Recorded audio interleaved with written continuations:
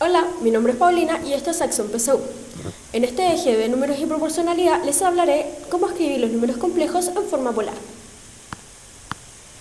Recordemos que los números complejos eran aquellos que se escribían de la manera z igual a más bi. Para poder escribir un número complejo en forma polar, primero les debo definir algunas identidades trigonométricas, que son el seno, el coseno y la tangente.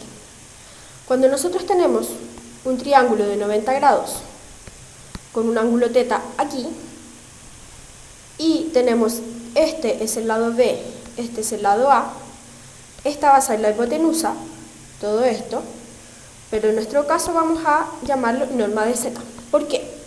Recordemos que nosotros cuando estábamos en el plano cartesiano y teníamos un número complejo escrito de esta manera, z, donde este eje de los x representaba la parte real y el eje de los y a la parte imaginaria, lo que iba desde el inicio del plano cartesiano hasta donde terminaba z se denominaba norma de z, que es la norma del número complejo.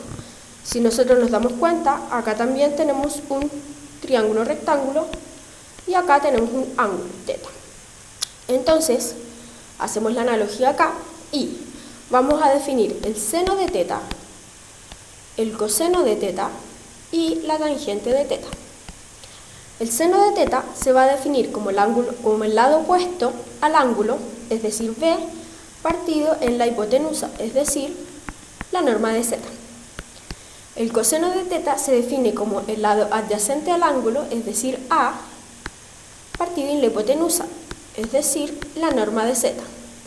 Y la tangente se define como el lado opuesto partido por el lado adyacente, es decir, b partido en a. Si nos damos cuenta en seno y coseno, nosotros podemos despejar a y b. Procedemos a despejarlo.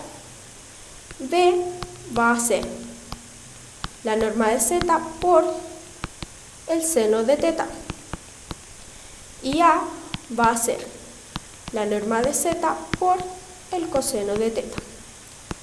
Teniendo estas igualdades, a y b, nosotros podemos redefinir z igual a más bi y escribirlo como z igual a norma de z por el coseno de θ más bi, es decir, b norma de z, seno de θ, y esto por i. Y esto es equivalente a escribirlo de esta manera.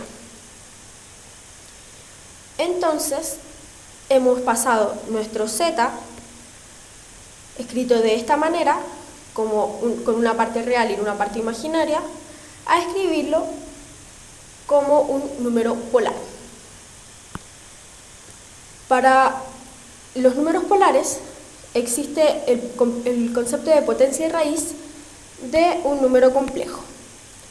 En el caso de la potencia se va a cumplir que el número complejo z a la n va a ser la norma de z. Recordemos que la norma de z se definía como la raíz de a al cuadrado más b al cuadrado, donde a era la parte real y b es la parte real que acompaña al número imaginario, por el coseno de n veces por x, donde x va a ser nuestro ángulo θ.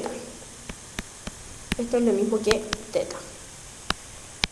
Más y veces el seno de n por x, es decir, seno de n por θ.